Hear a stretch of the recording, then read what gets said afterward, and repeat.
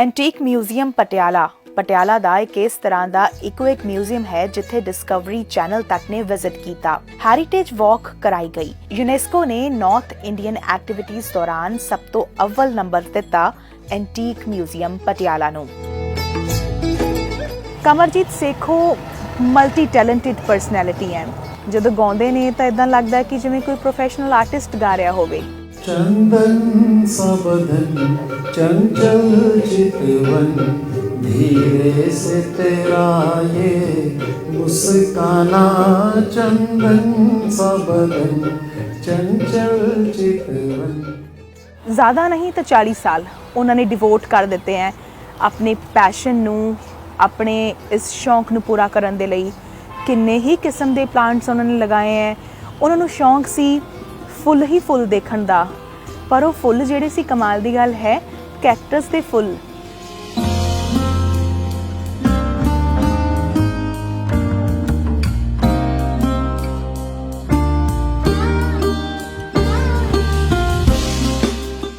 ना किसी हम सफ़र ना हम नवा ना हम नशी से निकलेगा, ये हमारे पैर का है ये हम ही से निकलेगा। आदाब अर्ज है अदीब अजीज दोस्तों दा अनम्यूट देख रहे हो तुसी ते मैं हाँ तुहाडे नाल गुरनीत।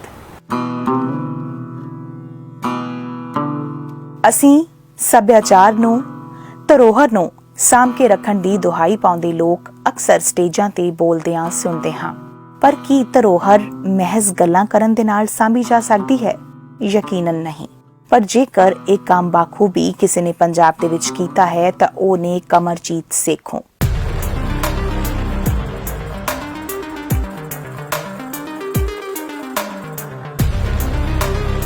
कमरजीत सेखों कमाल दे दिलचस्प इंसान ने। मल्टी टैलेंटेड तां हन ही, इस दे नाल जिंदगी नूं शिद्दत नाल जीना, पारखू अख रखना, धरोहर नूं प्यार करना, प्यार ही ना करना बल्कि उस नूं सांभ के रखना इन्हां दे शौकां दे विच शुमार है। प्लांट्स नाल इन्ना ज़्यादा प्यार है कि इन्हां ने टैरिस गार्डन दा कंसैप्ट डेवलप कीता जो पटियाला दे विच इन्हां तो पहलां किसे शुरू नहीं कीता सी। आओ तुहाडी मुलाकात करवाउंदे हां कमाल दी शख्सियत दे नाल, हैरीटेज मैन दे नाल, कमरजीत सेखों दे नाल।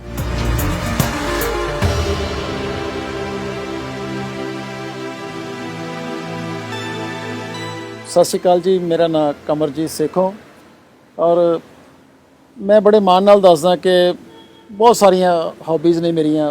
मैं म्यूजियम कॉइन कलैक्ट करदा, मेरा पर्सनल म्यूजियम है। मैनू लिखण का भी शौक है तो मैं कदी कदी गा भी लैना और उहदे नाल नाल कुदरत नाल मैनू बड़ा प्यार आ। ते मैं अपना एक टैरिस गार्डन इत्थे पटियाले दे विच बनाया और फोटोग्राफी मेरी हॉबी है। मैं सनसैट्स बहुत कवर कीते ने ते मैनू लगदा कि सच्चाई जिहड़ी है सनसैट दे विच हुंदी है।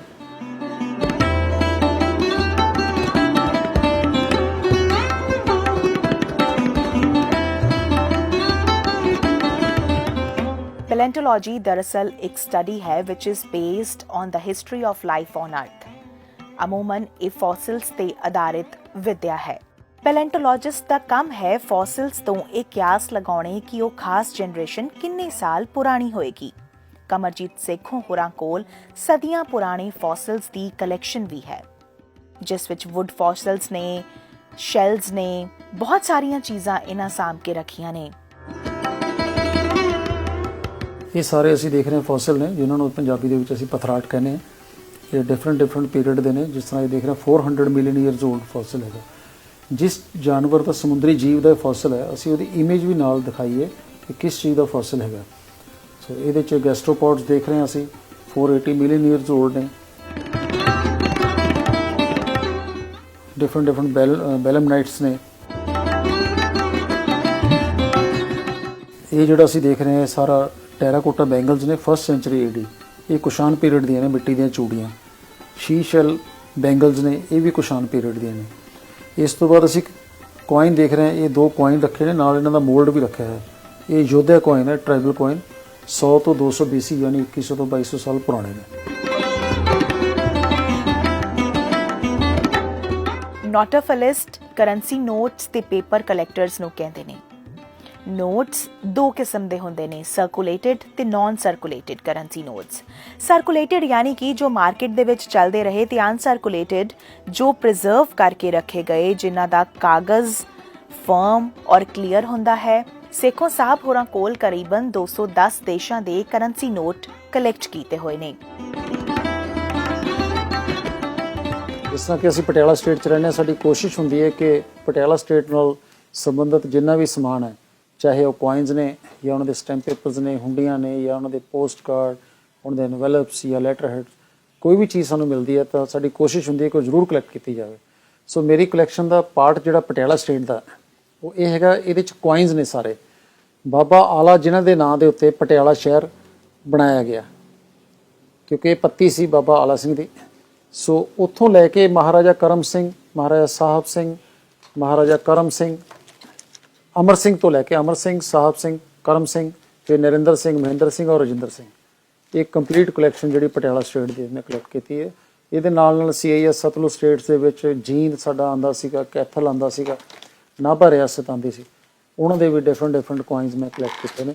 ਇਸ ਦੇ ਨਾਲ ਮਲੇਰਕੋਟਲਾ ਰਿਆਸਤ ਦੇ ਵੀ ਕਾਫੀ ਸਾਰੇ ਜਿਹੜੇ ਨਵਾਬਾਂ ਦੇ ਸਿੱਕੇ ਉਹ ਮੇਰੀ ਕਲੈਕਸ਼ਨ 'ਚ ਨੇ।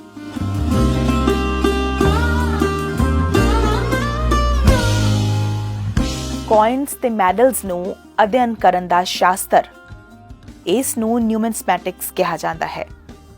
ਸੇਖੋਂ ਸਾਹਿਬ ਨੇ ਦੱਸਿਆ ਕਿ ਇਹ ਅਜੀਬ ਕਿਸਮ ਦਾ ਪਾਗਲਪਨ ਹੈ, ਕ੍ਰੇਜ਼ ਹੈ, ਜੋ ਵੱਧਦਾ ਹੀ ਚੱਲਿਆ ਗਿਆ ਤੇ ਅਕਸਰ ਵੱਧਦਾ ਹੀ ਜਾਂਦਾ ਹੈ।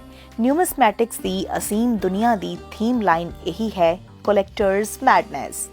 ਐਂਟੀਕ ਮਿਊਜ਼ੀਅਮ ਪਟਿਆਲਾ ਸਾਂਭੇ ਹੈ ਬੇਸ਼ੁਮਾਰ ਸਿੱਕੇ, ਜਿਸ ਵਿੱਚ ਸਰਕੂਲੇਟਡ ਤੇ ਅਨਸਰਕੂਲੇਟਡ ਕੋਇਨਸ ਨੇ। ਈਸਟ ਇੰਡੀਆ ਕੰਪਨੀ ਤੋਂ ਲੈ ਕੇ ਹੁਣ ਤੱਕ ਕਾਫੀ ਸਾਰੇ ਕੋਇਨਸ ਕਲੈਕਟ ਕਰ ਚੁੱਕੇ ਨੇ ਕਮਰਜੀਤ ਸੇਖੋਂ। ਇਸ ਤੋਂ ਵੀ ਜੇਕਰ ਪਹਿਲਾਂ ਦੀ ਗੱਲ ਕਰੀਏ, ਜਿਸ ਵਿੱਚ ਮੁਗਲ ਐਂਪਰਰਸ ਦੇ ਸਿੱਕੇ ਚੱਲੇ, ਕੰਧਾਰ, ਕਾਬਲ, ਹਿੰਦੂ ਰਾਜ, ਉਹ तमाम ਟਾਈਮ ਦੇ ਸਿੱਕੇ ਇਹਨਾਂ ਨੇ ਕਲੈਕਟ ਕੀਤੇ ਹੋਏ ਨੇ। ਸੇਖੋਂ ਸਾਹਿਬ ਦਾ ਕਹਿਣਾ ਹੈ ਕਿ ਹੁਣ ਤੱਕ ਇਹ ਅੰਦਾਜ਼ਾ ਹੀ ਨਹੀਂ ਕਿ ਉਹ ਕਿੰਨੇ ਪੈਸੇ ਆਪਣੇ ਸ਼ੌਂਕ ਲਈ ਖਰਚ ਕਰ ਚੁੱਕੇ ਨੇ। ਹਰ ਸਿੱਕਾ ਆਪਣੇ ਆਪ ਦੇ ਵਿੱਚ ਆਪਣੇ ਦੌਰ ਦੀ ਕਹਾਣੀ ਸਮੇਟੇ ਹੈ। ओरिजिनल गोल्ड कॉइन्स ਦੀ ਅਦਭੁਤ ਕਲੈਕਸ਼ਨ ਆਪਣੇ ਦੌਰ ਦਾ ਫਸਾਨਾ ਬਿਆਨ ਕਰਦੀ ਹੈ। ਸੋਨੇ ਦੇ ਸਿੱਕੇ ਪਹਿਲਾਂ ਜਿੱਥੇ ਐਜ਼ ਕਰੰਸੀ ਯੂਜ਼ ਹੋਏ, ਫਿਰ ਬਾਅਦ ਵਿੱਚ ਨਜ਼ਰਾਨੇ ਵਜੋਂ ਦਿੱਤੇ ਜਾਂਦੇ ਸਨ। ਉਸ ਤੋਂ ਬਾਅਦ ਇਹ ਵਰਸ਼ਿਪ ਲਈ ਯੂਜ਼ ਹੋਣ ਲੱਗੇ, ਪੂਜਾ ਲਈ ਵਰਤੇ ਜਾਣ ਲੱਗੇ। ਸੋ ਅਸੀਂ ਜਦੋਂ ਵੀ ਕਿਸੇ ਜਗ੍ਹਾ ਤੇ ਜਾਂਦੇ ਹਾਂ, ਅਸੀਂ ਘਰ ਵੀ ਬਣਾਉਂਦੇ ਹਾਂ ਆਪਣਾ, ਤਾਂ ਸਾਡੀ ਕੋਸ਼ਿਸ਼ ਹੁੰਦੀ ਹੈ ਕਿ ਜਦੋਂ ਅਸੀਂ ਐਂਟਰ ਕਰੀਏ ਉਸ ਜਗ੍ਹਾ ਦੇ ਵਿੱਚ ਤਾਂ ਸਾਨੂੰ ਉਹ ਚੀਜ਼ ਅਟਰੈਕਟ ਕਰੇ। ਉਹਦੇ ਵਾਸਤੇ ਮੈਂ ਕੁਝ ਜਿਹੜੇ ਮੇਰੇ ਸਰਪਲਸ ਕੋਇਨਸ ਹੈਗੇ ਉਹ ਮੈਂ ਇੱਥੇ ਡਿਸਪਲੇ ਕੀਤੇ ਨੇ। ਸੋ ਇਹ ਡਿਫਰੈਂਟ ਰੂਲਰਸ ਦੇ, ਜਿੱਦਾਂ ਮੁਹੰਮਦ ਆਦਿਲ ਸ਼ਾਹ ਦਾ ਕੋਇਨ ਹੈਗੇ। ਉਸ ਤੋਂ ਇਲਾਵਾ ਕੁਸ਼ਾਨ ਪੀਰੀਅਡ ਦੇ 1st ਸੈਂਚੁਰੀ ਦੇ ਕੋਇਨ ਹੈਗੇ। ਮਹਾਰਾਜਾ ਰਣਜੀਤ ਸਿੰਘ ਦੇ ਸਿੱਕੇ ਨੇ, ਇਹਦੇ 'ਚ ਕੁਝ ਦਿੱਲੀ ਸੁਲਤਾਨ ਨੇ ਔਰ ਅਕਬਰ ਦੇ ਕੋਇਨ ਨੇ। ਕੁਝ ਕੋਇਨ ਉਹਨੇ ਜਿਹੜੇ ਹਾਲੇ ਤੱਕ ਆਇਡੈਂਟੀਫਾਈ ਨਹੀਂ ਹੋ ਸਕੇ, ਇਹ ਚਾਂਦੀ ਦੇ ਸਿੱਕੇ ਨੇ। ਇਹ ਸ਼ੇਰ ਸ਼ਾਹ ਸੂਰੀ ਵੀ ਹੈ ਔਰ ਸਟੇਟਸ ਵੀ ਕਾਫੀ ਸਾਰੀਆਂ ਹੈਗੀਆਂ, ਦਿੱਲੀ ਸੁਲਤਾਨ ਜ਼ਿਆਦਾ ਨੇ। ਐਂਟੀਕ ਕੋਈ ਚੀਜ਼ ਉਦੋਂ ਹੀ ਬਣਦੀ ਹੈ ਜਦੋਂ ਉਹ 100 ਸਾਲ ਤੋਂ ਜ਼ਿਆਦਾ ਪੁਰਾਣੀ ਹੋਵੇ।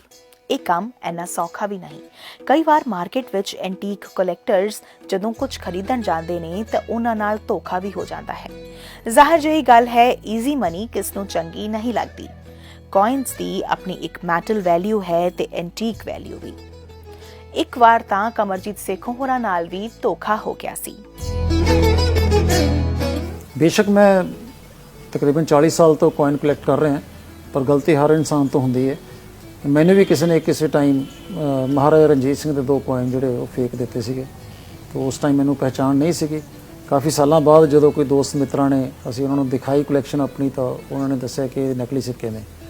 ਸੋ ਐਨੀਹਾਓ ਇਹ ਚੀਜ਼ਾਂ ਜਿਹੜੀਆਂ ਤੁਹਾਡੇ ਹਰ ਇਨਸਾਨ ਨਾਲ ਹੁੰਦੀਆਂ ਨੇ, ਪਰ ਹੁਣ ਟਾਈਮ ਦੇ ਨਾਲ ਨਾਲ ਤੁਹਾਨੂੰ ਥੋੜ੍ਹਾ ਜਿਹਾ ਐਕਸਪੀਰੀਅੰਸ ਹੋ ਜਾਂਦਾ ਹੈ ਕਿ ਤੁਸੀਂ ਕੋਇਨ ਨੂੰ ਜਦੋਂ ਹੱਥ 'ਚ ਫੜਦੇ ਹੋ ਤਾਂ ਉਸ ਟਾਈਮ ਹੀ ਤੁਹਾਨੂੰ ਪਤਾ ਲੱਗ ਜਾਂਦਾ ਕਿ ਇਹ ਸਿੱਕਾ ਨਕਲੀ ਹੈ, ਅਸਲੀ ਹੈ। ਸੋ ਇਨਸਾਨ ਨੇ ਹਮੇਸ਼ਾ ਉਹਦੇ ਇੱਕ 2 ਰੂਪ ਹੁੰਦੇ ਨੇ ਕਿ ਇਮਾਨਦਾਰ ਔਰ ਬੇਈਮਾਨ।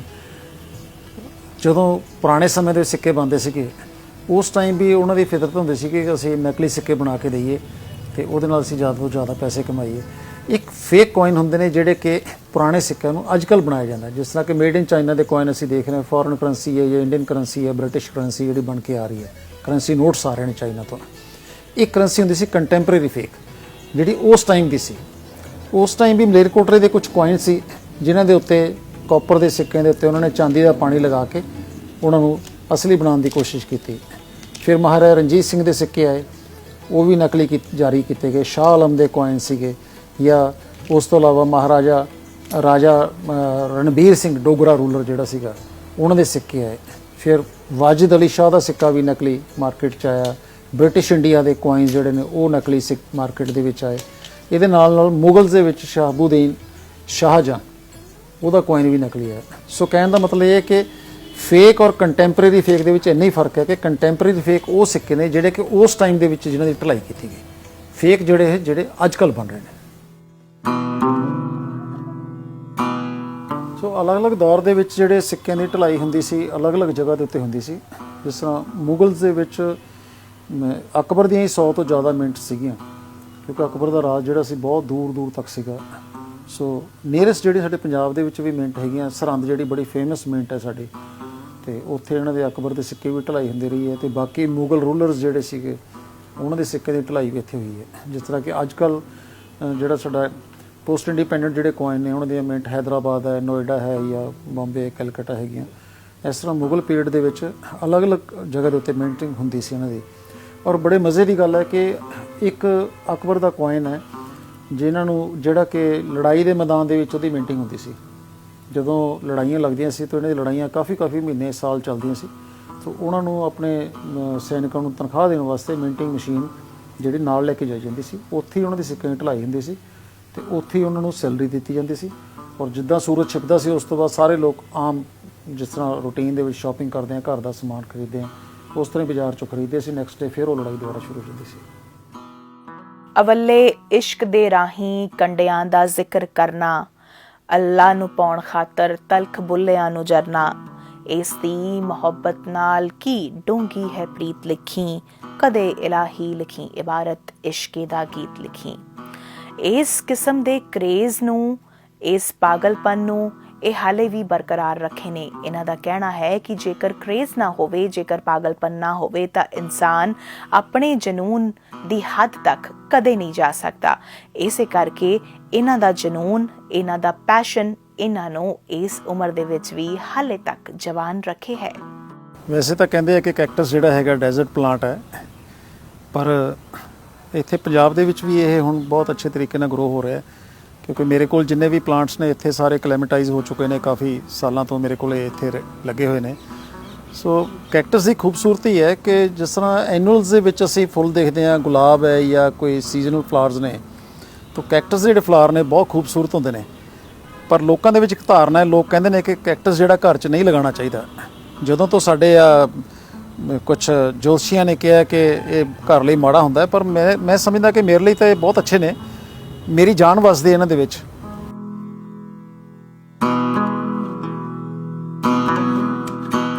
ਮੈਂ ਵੀ ਖੁਸ਼ ਰਹਿਣਾ ਔਰ ਇਹ ਵੀ ਬਹੁਤ ਖੁਸ਼ ਰਹਿੰਦੇ ਨੇ। ਜਦੋਂ ਮੈਂ ਆਉਂਦਾ ਤਾਂ ਮੈਨੂੰ ਇਹ ਰਿਸਪੌਂਡ ਕਰਦੇ ਨੇ। ਜਿਸ ਤਰ੍ਹਾਂ ਕਿਸੇ ਬੱਚੇ ਨੂੰ ਚਾਹ ਹੁੰਦਾ ਹੈ ਤਾਂ ਉਸ ਤਰ੍ਹਾਂ ਇਹਨਾਂ ਨੂੰ ਵੀ ਚਾਹ ਹੁੰਦਾ ਹੈ ਕਿ ਅੱਜ ਉਹ ਆਏਗਾ। ਤਾਂ ਮੈਂ ਇੱਕ ਹੋਰ ਕਰਦਾ ਕਿ ਬੂਟਿਆਂ ਨੂੰ ਜਦੋਂ ਵੀ ਇੱਥੇ ਛੱਤ 'ਤੇ ਸੈਰ ਕਰੀਦਾ ਤਾਂ ਸ਼ਾਮ ਨੂੰ ਮੈਂ ਇੱਥੇ ਜਦੋਂ ਗੁਣਗੁਣਾਨਾ ਜਾਂ ਰੇਡੀਓ 'ਤੇ ਗਾਣੇ ਸੁਣਦੇ ਹਾਂ ਅਸੀਂ, ਤਾਂ ਮੈਂ ਪਲਾਂਟਸ ਨੂੰ ਟੱਚ ਕਰਕੇ ਲੰਘਦਾ। ਤਾਂ ਜਦੋਂ ਅਸੀਂ ਉਹਨਾਂ ਨੂੰ ਟੱਚ ਕਰਦੇ ਹਾਂ ਤਾਂ ਜਿਸ ਤਰ੍ਹਾਂ ਟੱਚ ਥੈਰੇਪੀ ਹੁੰਦੀ ਹੈ ਨਾ, ਉਹਦੇ 'ਚ ਉਹ ਮਹਿਸੂਸ ਕਰਦੇ ਨੇ ਕਿ ਸਾਡਾ ਕੇਅਰ ਟੇਕਰ ਸਾਡੇ ਨੇੜੇ ਹੀ ਹੈ। ਤਾਂ ਮੈਂ ਵੀ ਉਹਨਾਂ ਨੂੰ ਇਕੱਲੇ ਹੋਣ ਦਾ ਅਹਿਸਾਸ ਨਹੀਂ ਦਿੱਤਾ ਕਦੇ।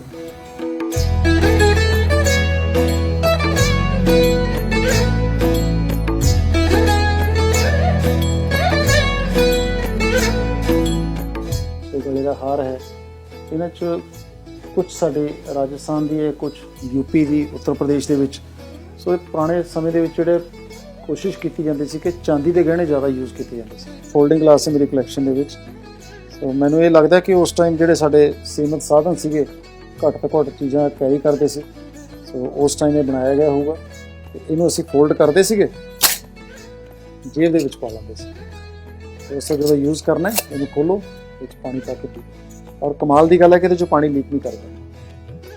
ਅਸੀਂ ਕੋਇਨਸ ਦੇ ਰੈਪਲੀਕਾ ਦੀ ਗੱਲ ਕੀਤੀ ਸੀ, ਕੰਟੈਂਪਰੇਰੀ ਔਰ ਫੇਕ ਕੋਇਨਸ ਦੀ। ਇਹਦਾ ਵੀ ਰੈਪਲੀਕਾ ਬਣ ਚੁੱਕਿਆ। ਟੱਪਰਵੇਅਰ ਨੇ ਇਹਦਾ ਗਲਾਸ ਬਣਾਇਆ।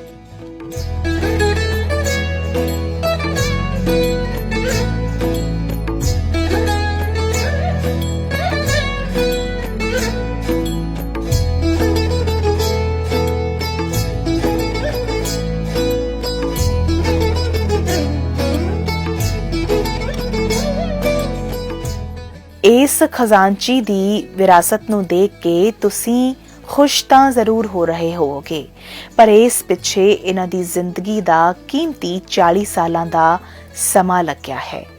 और ये अरसा कोई छोटा अरसा नहीं है।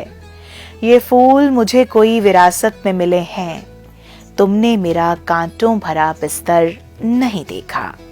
जा कह लइए कि एक चिराग, एक किताब और एक उम्मीद की विरासत, उसके बाद जो कुछ है वो तो सब अफसाना है और कुछ भी नहीं।